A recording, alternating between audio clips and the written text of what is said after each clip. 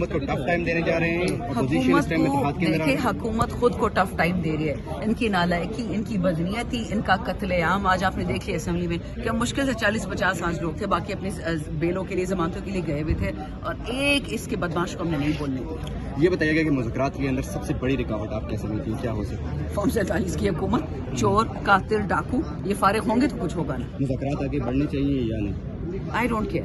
لک میں اپنی ذاتی رائے کو دے رہی ہوں. مجھے میرے قیدی جیل سے باہر چاہیے، مجھے عمران خان جیل سے باہر چاہیے، مجھے فارم 45 کی حکومت چاہیے، مجھے پاکستان کی کامیابی کا عمرانی چاہیے.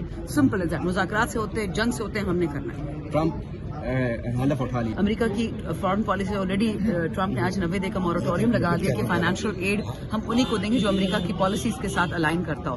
ماشاءاللہ ہمیں بھی وہی چپیٹ پڑ گئی ہے. ہم تو ان کے نوکر ہیں، ہم تو ان کے جوتے صاف کرتے ہیں، پالش کرتے ہیں. جی مائی باپ ان کو بولتے ہیں. ایسا ٹھوٹا پڑا نا ان کو چاہیے تھا کہ پاکستان کی ایکسیپشن ہوتی. 90 ڈیز مورٹوریم ہم پہ نہ لگتا، ایڈ کا لگا دیا.